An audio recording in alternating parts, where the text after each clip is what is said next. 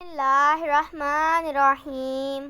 السلام علیکم ناظرین کرامی، خدائی کا دعویٰ کرنے والا اور زمین پر 12 سال میں جنت بنانے والا شداد جب جنت میں داخل ہونے لگا تو حضرت اسرائیل علیہ السلام نے اس کی روح کیسے قبض کی؟ آج کا یہ واقعہ تذکرۃ الانبیاء کتاب میں بیان کیا گیا ہے۔ قصہ کہانی سمجھے جانے والی اس جنت کے کھنڈرات اب دریافت ہو چکے ہیں۔ اس ویڈیو میں ہم بتائیں گے کہ شداد اور اس کی جنت کا کیا انجام ہوا، اور ساتھ یہ بھی بتائیں گے کہ وہ کون شخص ہے جو اس جنت کو دیکھے گا۔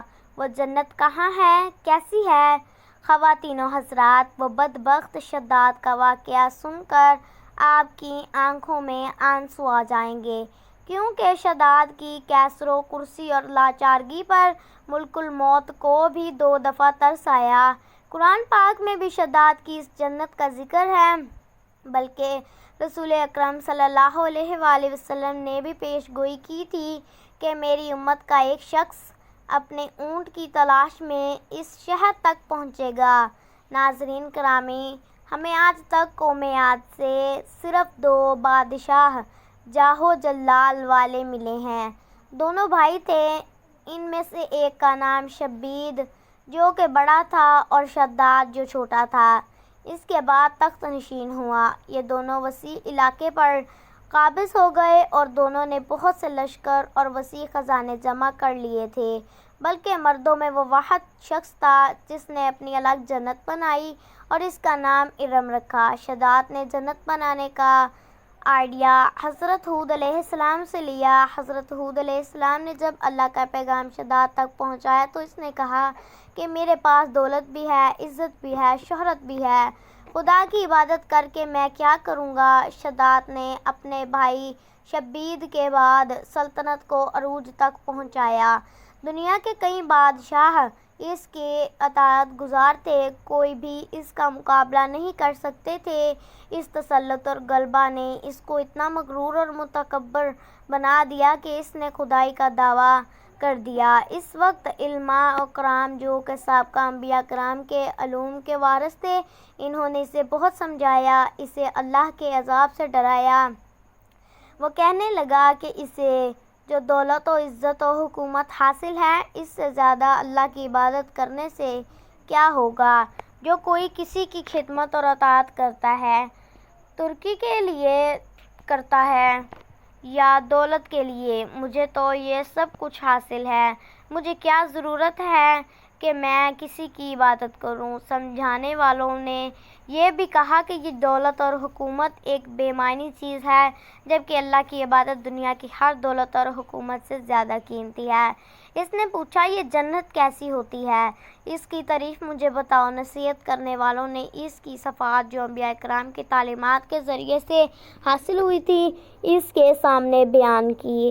اس نے کہا، مجھے اس کی ضرورت نہیں ہے، اس جنت تو میں خود دنیا میں بنا سکتا ہوں۔ لہٰذا اس نے افسروں میں سے ایک سوم اتبر افراد کو بلایا، 1000 آدمیوں پر مقرر کیا اور تعمیر کے سلسلے میں ان سب کو اپنا نقطہ نظر اور پسند سمجھا دی۔ اس کے بعد پوری دنیا میں سے اس کام کے ماہرین کو عدن بھجوانے کا حکم دیا اور اپنی قلم رو سے سب حکمرانوں کو حکم جاری کیا کہ وہ اپنی کانوں سے سونے چاندی کی اینٹیں بنوا کر بھیجیں، اور کوہ عدن سے متصل ایک مربع چوڑا شہد جو 10 کوس چوڑا اور 10 کوس لمبا ہے، بنانے کا حکم دیا۔ اس کی بنیادیں اتنی گہری میں بنائی گئی کہ وہ پانی تک پہنچ گئی، پھر ان بنیادوں کو سنگ سلیمانی سے بھروا دیا گیا۔ بنیادیں بھر کر زمین کے برابر ہو گئیں تو اس پر سونے چاندی کی اینٹوں کی دیوار چنی گئی۔ ان دیواروں کی لمبائی اس زمانے کی دیواروں کی طرح 100 گز لمبی رکھی گئی۔ جب سورج نکلتا تھا تو اس کی چمک کی وجہ سے ان دیواروں سے نظر نہیں ہٹتی تھی۔ اس شہر کی 4 دیواری بنائی گئی۔ اس کے بعد اس 4 دیواری کے اندر 1000 محل تعمیر کیے گئے۔ ہر محل 1000 ستونوں والا تھا اور ہر ستون جواہرات سے جڑوایا گیا تھا۔ اور پھر شہر کے درمیان میں سے ایک نہر بنائی گئی اور ہر محل میں اس نہر سے چھوٹی چھوٹی نہریں لے جائی گئیں۔ ہر محل کے فرش اور دیواریں یاقوت، نیلم اور مرجان سے سجا دی گئی۔ نہروں کے کنارے ایسے درخت سجا دیے گئے جن کی جڑیں سونے، ان کے پتے زمرد، موتی یا قوت بنا کر ان پر ٹانگ دیے گئے۔ شہر کی دیواروں کو مشک و زعفران سے مزین کیا گیا۔ یاقوتوں زمرد کے پرندے بنا کر چاندی کی دیواروں پر بٹھائے گئے جن پر پہرے دار اپنی اپنی باری پر آ کر پہرے پر بیٹھ جاتے۔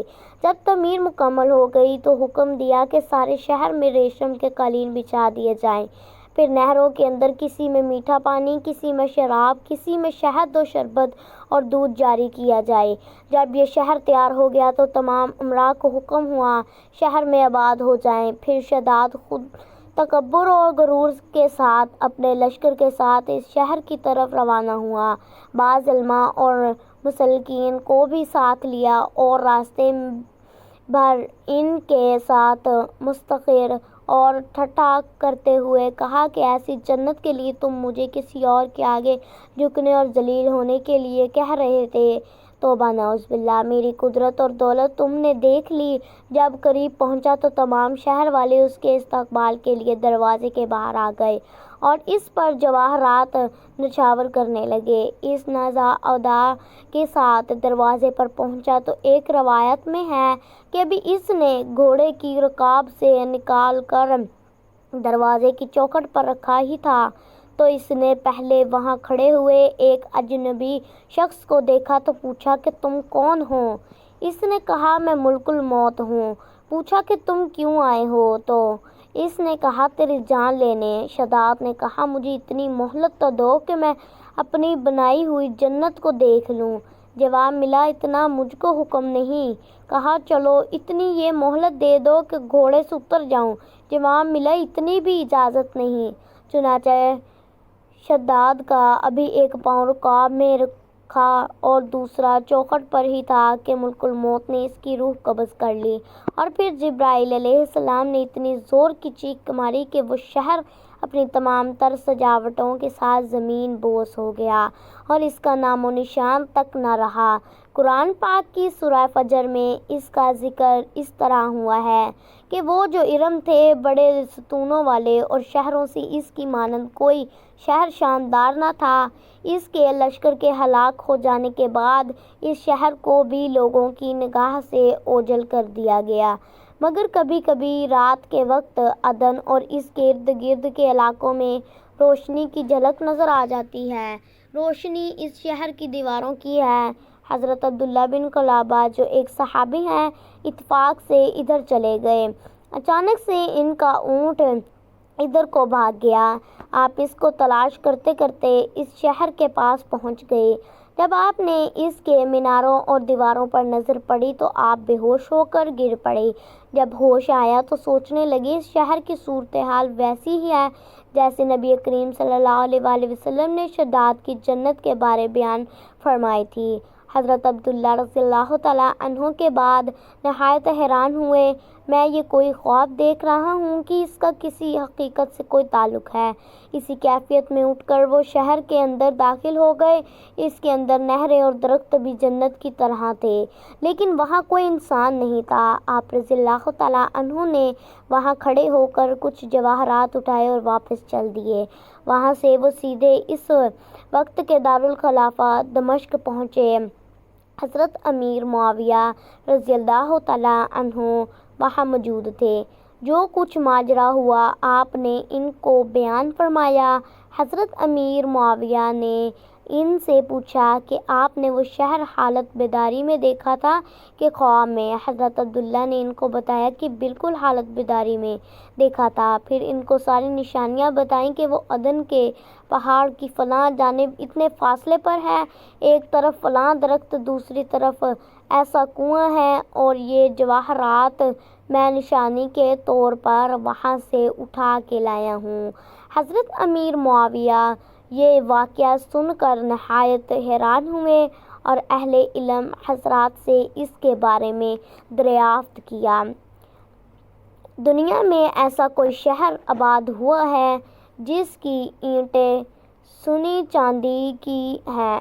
تو انہوں نے کہا کہ قرآن پاک میں اس کا ذکر آیا ہے اور اللہ تعالیٰ نے اس کو لوگوں کی نگاہوں سے چھپا دیا ہے۔ خواتین و حضرات، مال و دولت کے گھمنڈ و غرور میں سرکش اور تکبر نہ کریں، بلکہ ہمیشہ دل میں خوف خدا رکھ کر عاجز و نکساری کو اپنائیں اور جہاں تک ہو سکے اپنی زندگی میں اچھے اعمال کرتے رہیں۔